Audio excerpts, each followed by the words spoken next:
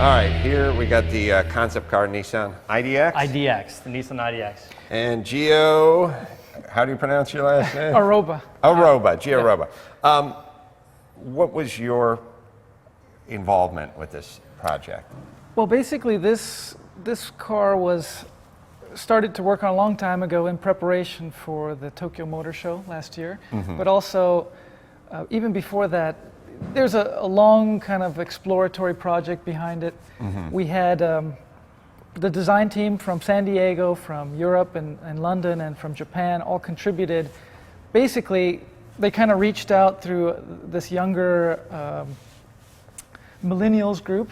So friends of within the company, we went out through social networks. They kind of wanted to find out what this group wanted as a car for them. And when I saw this car popping up about 4 or 5 months ago on the internet, people were saying, we got tons of emails and it's social media posts for it. It's a 510. Cool. Oh, it's a BRE 510 because it sort of has that the stripe to it. And then as you and I were talking, as we were racing the 610 a couple of weeks ago, we were saying I kind of got a little bit of 610 it does.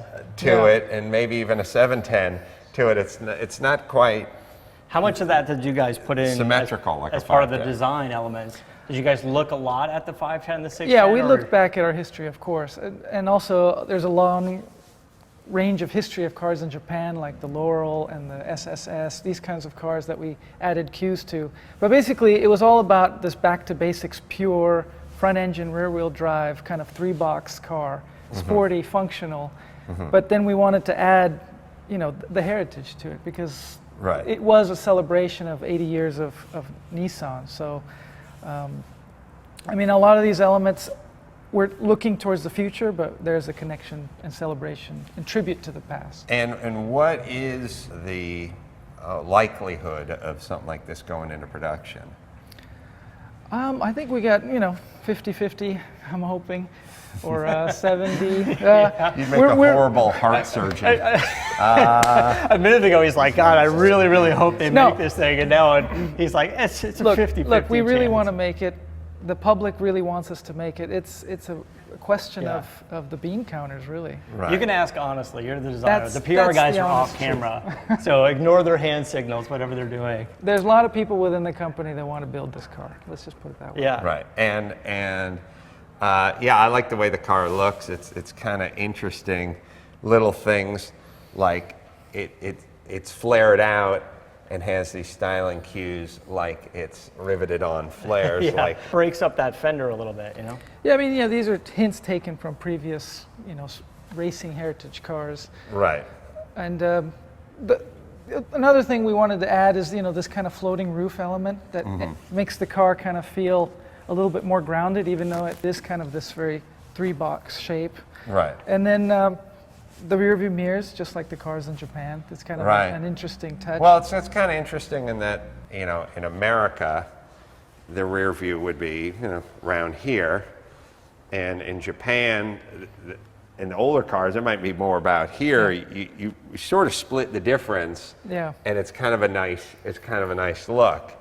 And the power plant would be, or will be, or might be, probably a downsized Turbo 4, but that's just my guess or possibility. At the moment, there is no spec for what would be under the hood.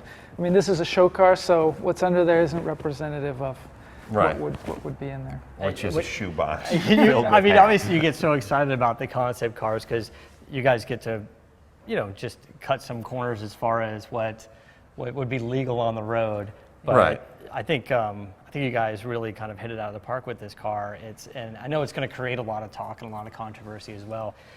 The design elements I think you guys put in here are very cool. I dig the side exhaust, the way it's stylized, and I know when you rolled it in here, that's functional. Yeah, it is functional. Yeah. And the and are these sort of the BRE stripes? These are definitely a tribute to the BRE stripes. Yes. Can we poke our head inside? Let's go inside. So this car is fully functional. I mean, it's right-hand drive. Yep. It starts, it drives. It starts, it drives. I mean, just enough to get it on a show stand. Right, right. with some really cool stuff like the lightweight straps For the door handles, The yeah. carbon fiber inner panel, the Right. toggle switches, Right. the padded center console. No and- carpet in the front, and so on and so forth. I like the shifter mechanism. It's sort of Yeah. has sort of this external element. Very element to it. Spiker-esque. Yeah, it's got a little bit of spiker in it. It's but- got the got sort of the floor kick plate for the passenger to brace themselves on. It's the passenger brake. I don't know what the price point would be. I'm not sure who the competition would be for this car.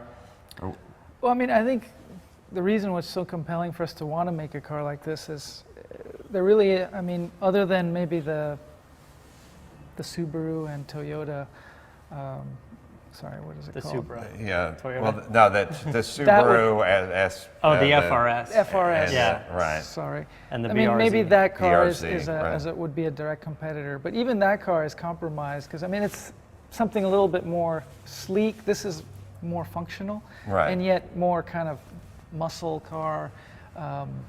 Yeah. Yeah. So it's basically just taking those cars. A lot of them didn't make it here to the United States, but the souped up just coupes that they had in Japan and sort of re-realizing them in a more modern day form, which is really, really cool. I think you hit it out of the ballpark on this. I like the idea of these small cars bringing back the rear wheel drive. It seemed like so many went front wheel drive for a long time just for economy's sake, but there's just something that we really miss about the small car rear wheel drive. Like you were saying, racing this past weekend. How much fun is that in the 610 if that was front wheel drive? Yeah. Yeah, I mean, Yeah, no, just that feeling of having that rear end sort of hang out, yeah, and, yeah, the yeah. throttle and get it back in. Yeah, so when will we know? well, I don't know. I can't say. I really can't say on that. But I think we're really trying hard to, because this really represents what Nissan is all about. I mean, it kind of goes back to our basics of fun, exciting to drive, functional cars that are affordable.